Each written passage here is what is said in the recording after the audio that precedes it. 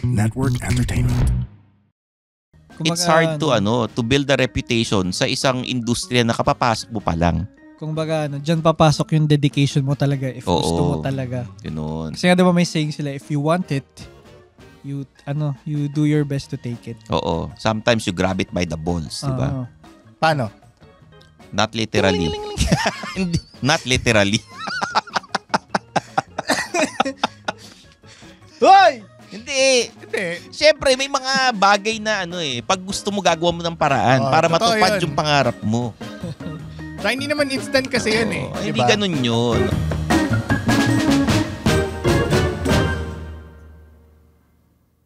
Mga Immortal, welcome to the Underpaid Podcast. I'm your host, Stanley Chi. Ito ang podcast na pro-employee para sa mga Immortal, wherein we talk about work-related topics in a light manner na parang nagkukwentuhan lang tayo sa pantry. Good morning. This is the podcast for the working class. Heroes. And syempre, nasa Spotify kami, Apple Podcast. Leave a comment, rate the podcast, subscribe.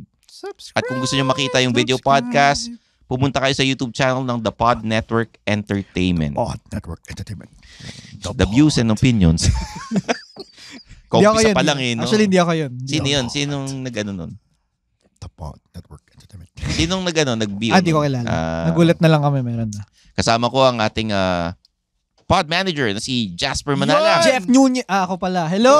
Hello! Ang ating junior podcast producer na si Jeff Nunez. Si Jeff Nunez!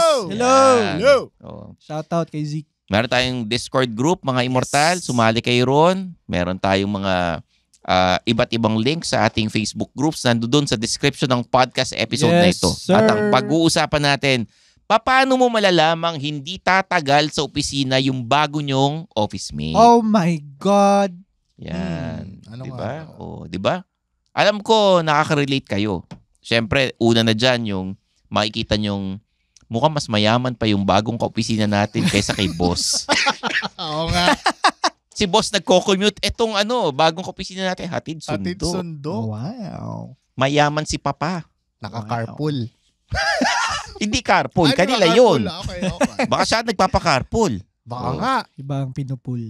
Tapos pa, yung sweldo niya, pinambabayad niya lang ng bill sa cellphone. Oh! Pinambibili lang na Starbucks.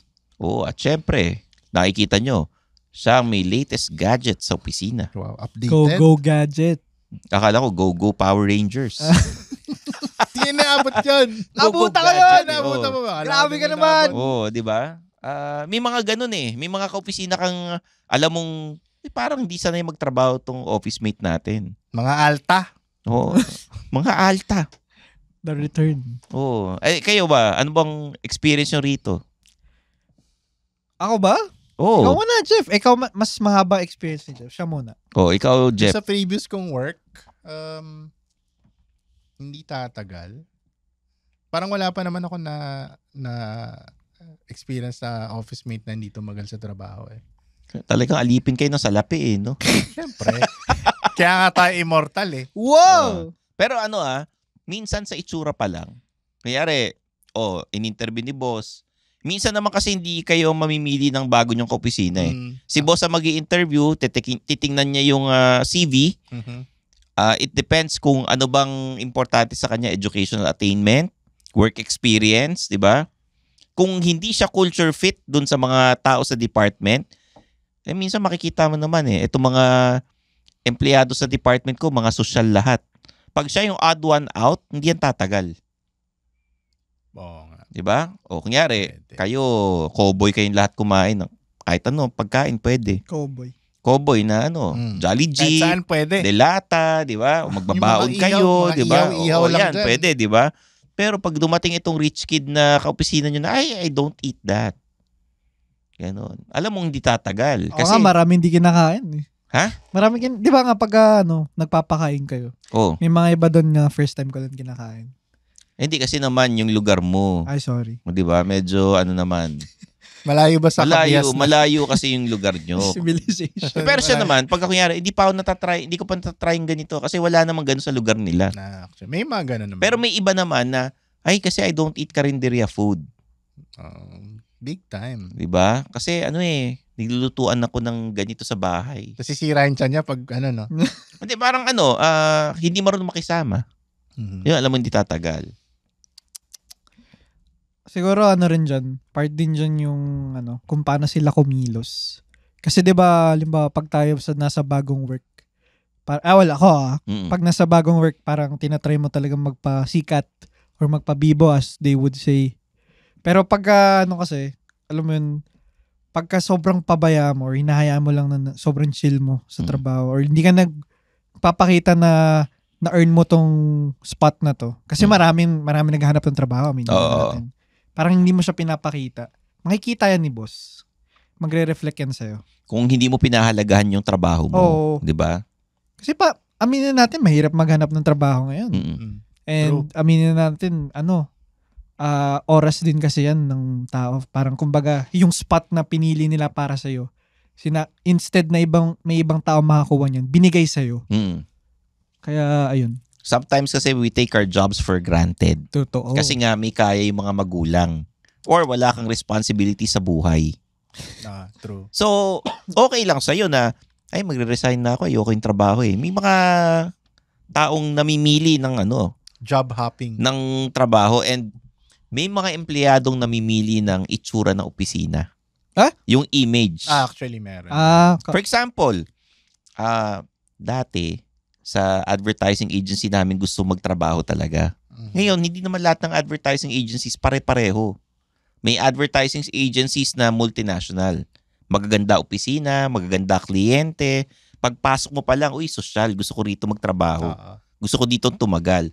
Pero may mga opisina na nasa isang condo unit, yung residential na condo unit ginawang opisina.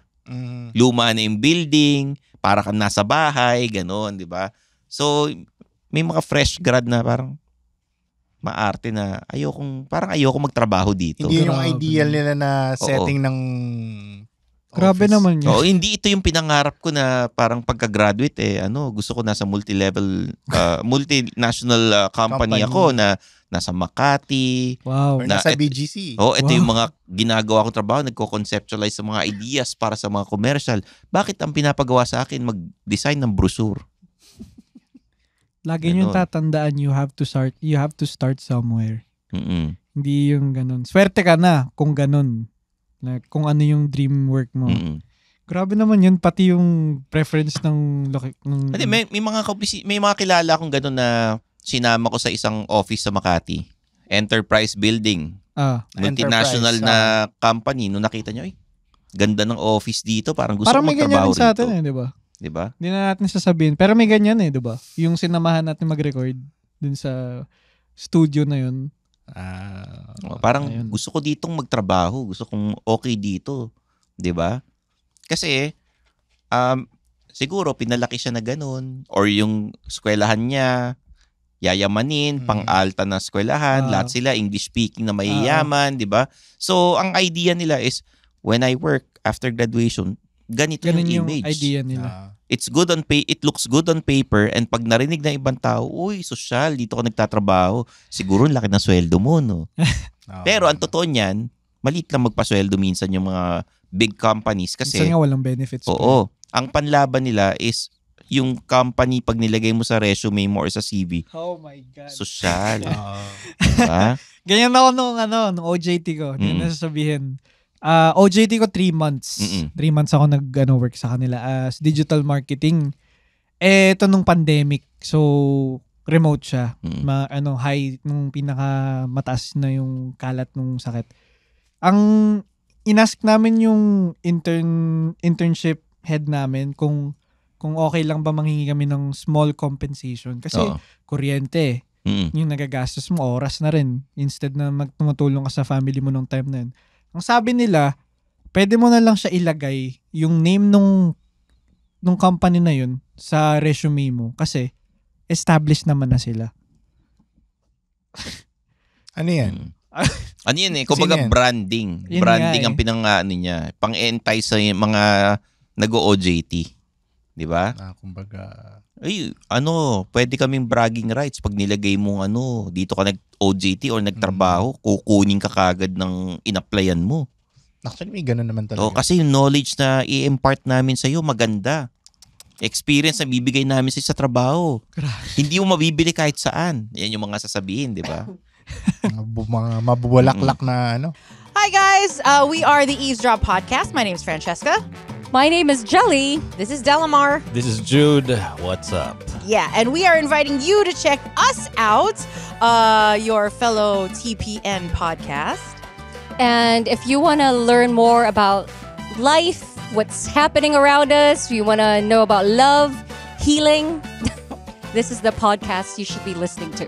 Eavesdrop, eavesdrop, eavesdrop, eavesdrop. Sometimes we get drunk and do the show. Those are the fun ones. Like today. Ooh, why? Who's drunk? Like right now. You're red as a bug. Am I? Eavesdrop, please catch it. 4 hosts going crazy. You'll have fun. You'll cry. Everything else. So please check it out. The Eavesdrop. Only on the Pod Network. O ano pa, yung mga clues na hindi tatagal ang kaopisina mo sa trabaho. Hindi nagpapakita. Oo. Hindi, ito 2 weeks pa lang, umabsent na. Yikes. Actually. Hindi, may ganun akong kaopisina. 2 Nanga- weeks pa lang, As nag-absent in, na. bagong-bago siya. Oo, bagong-bago. May mga, true enough kasi nung sinabi nung boss namin, ito yung bago yung art director, ganyan. Nitingnan ng mga kaopisina ko. Na masama. Hindi, parang di tatagal to dito. Nalalaman na kagad nila. Oo. Kasi una, odd one out. Hindi siya kagaya ng mga kaopisina ko. Mhm. May experience na, kumbaga, hindi sila kumukuha ng may work experience na yung masyadong, yung matagal na sa industriya kasi nga alam nila may sungay na, hindi nila mauutusan, hindi nila mauto. Tapos yung salary na hihingin, mas malaki. Mhm. Minsan, nagkakaalaman ng sweldo, baka magkaroon ng inggitan. And then, Siya pa yun, no? puro kami lalaki, ang kinuha nila, girl. Mhm. So parang nakita nila baka di tumagal to. And medyo may kaya yung kaopisina namin. Na nakita nila. So parang hindi cowboy. So nagkatotoo yung Hindi nga tumagal. Siguro mga 3 buwan. di 3 man buwan. nag-1 Tapos year? 2 weeks, umabsent na ata. 2 weeks. As in, sunod-sunod na. Hindi naman, umabsent lang. Ano, Siguro, second week umabsent na siya. baka nag-apply sa ibang kumpanya. May schedule siguro ng interview, no? Schedule na interview, Umabsent. di ba? Tsaka malalaman mo naman na hindi tatagal kasi magugulat ka na bakit parang detached masyado sa mga... Hindi mo ramdam. May na kita mo nandyan sa siya. body language din, no? Oo, Paano? na hindi interesado. Don't touch me, don't touch me. Shout out Hindi. kay Zar. Oo. Malalaman mo, mararamdaman ninyo yan na parang hindi siya nagje-gel, para siyang very detached, wala siyang pake sa atin, Or uwi dun ka sa vibes agad. ng tao. Niyayan yung lumabas para mag-happy-happy dahil mag-celebrate kayo, hindi sasama. Mm. Sabihin nyo may lakad, di ba? Pinaprioritize ang ibang bagay bago yung Sa office. sa office. So, malalaman mo na parang his or her heart is not into it. Di ba? O, example ko na lang. Sa stand-up comedy, may mga nag-open mic. Hindi lahat ng nag-open mic dyan tatagal. Paano mo nasabi? Kasi yung iba, nag-open mic 3 beses. Hindi na Wala na. bumalik. Bakit kaya? Siguro hindi niya talaga gusto yung ginagawa niya or Oo. baka frustrated siya, nagmamadali. Gusto niya umangat kagad. Sikat Or ka sinubukan niya lang. Tas Sinubukan parang, niya lang. Tapos nakita niya, hindi pala. hindi para sa kanya. Akala ko benta yung mga jokes ko, hindi pala. Tapos you have to rewrite, you have to perform ulit. It takes a lot of Effort. sacrifice and effort. Yung pamasahe mo papunta sa open mic, magta-try ka ng jokes ng 3 to 5 minutes. Mm. O i-rewrite yun. mo, paulit-ulit, 'di ba? So, yung ganun, pabalik-balik ka, tapos iba-iba yung crowd, iba-iba yung audience, not everyone will treat you the same. The same. Yung iba, they treat the headliners differently kasi nga, parang respeto, di ba? Headliner, di ba? O, parang sa office din yan, na hindi ka agad aangat. It takes time. Ngayon, kung talagang mahal mo yung trabaho mo, tatagal ka. Di lang sa pagmamahal sa trabaho, kung gusto mo talagang mag-improve or rather ma-establish yung sarili mo, instead na naghahanap ka ng established company, might as well establish yourself na lang. Oo, di ba? So, Make them want you. Kaya hindi mo masisisi yung iba na hindi rin tumatagal kasi baka they're pressured na umangat kagad dahil meron silang binubuhay na pamilya. Oh. Yung iba naman, I don't blame yung mga ibang hindi tumatagal sa stand-up kasi nga, yung iba, nakita nila na ito lang kinikita ko rito. Bakit ko ginagawa pa to? Sacrifice na rin kasi yun eh. Oo, sakripisyo. Hindi naman agad-agad to na nag-try ka ng stand-up comedy, kikita ka kagad, sisikat ka kagad. Hindi. It takes time. Experience and yung talagang a lot of hit or miss na mga pagsulat, pagpa-perform. You have to practice it na baka ganito dapat yung delivery, ganito dapat yung timing namin, di ba? Kasi kailangan mo ring i-build yung pangalan mo para... Oo. Kumbaga, It's hard to build a reputation sa isang industriya na kapapasok mo pa lang. Kung baga, dyan papasok yung dedication mo talaga if gusto mo talaga. Ganun. Kasi nga diba may saying sila, if you want it, you do your best to take it. Oo. Sometimes you grab it by the balls, di ba? Paano? Not literally. Not literally. Hoy! Hindi. Siyempre, may mga bagay na pag gusto mo gagawa mo ng paraan para matupad yung pangarap mo. So, hindi naman instant kasi yun eh. Hindi ganun yun. No? Pero minsan nga, ma-judge mo talaga. Sorry, hindi naman kami judgers dito. Pero as someone na matagal na mga immortal, kaming tatlo, nagtatrabaho kami sa opisina, alam na namin kung sino yung mga tatagal, sino hindi tatagal sa industriya namin. Malalaman mo na rin yun eh. Di ba? Kahit hindi mo ma-describe kung paano mo siya pero ma-feel mo siya. Oo. Hindi ka pa regular. Pala-absent ka na. Pala-absent ka na. No. Oh, no. So there you have it, guys. Sana i-share nyo yung mga experiences ninyo sa mga kaopisinang hindi tumatagal sa trabaho. Alam nyo naman kung saan kami hahanapin. Kumpleto ang aming social media accounts. Yes. And syempre, magkita-kita tayo sa May 18, Saturday, 8 p.m. sa Wicked Dogs. Meron tayong meet and greet ng Underpaid Podcast. Meron din tayong stand-up comedy show. Yun, no? Show ng ina mo. Show ng ina mo! Show ng ina mo! Show ng ina mo! Yan. With Stanley Chi and Jeannie Lakay, mga kasama ko dyan. Si Joma Labayen, si Ray Mamuad. Wow. Kasama ko rin si yung mga openers, sila JP Aguilera, kinuha ko yan. Si March De Leon, kinuha ko rin sa lineup. Scissors. Yan. At may mga surprise guests Yun. tayo. Yun ang abangan nyo. Abangan ninyo. May clue kami. Oo. Naririnig nyo na siya. Ako yun.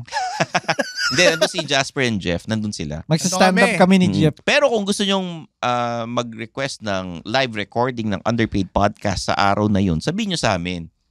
Para makapag-prepare naman kami. Oo, para habang maaga, pag-uusapan na namin yung topics at kung sakaling may guest kaming maimbita, yun, no? Makasama sa ating show ng ina mo. I-comment nyo kung sino yung gusto nyong i-guess.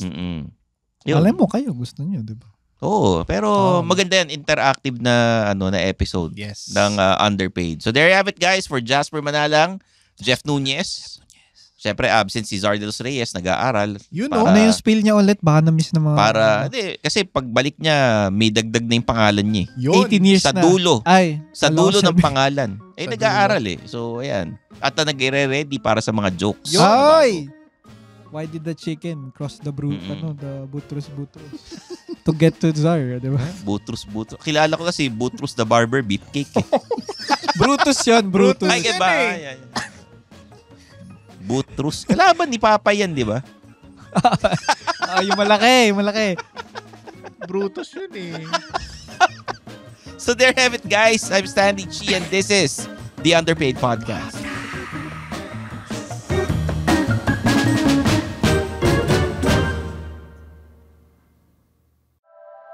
The opinions of podcast creators, hosts, and guests are not necessarily reflective of the official stance of the Pod Network Entertainment, its hosts, or other network programs. The content created by the people behind the podcast is personal and not meant to harm any religion, ethnicity, group, organization, company, or individual.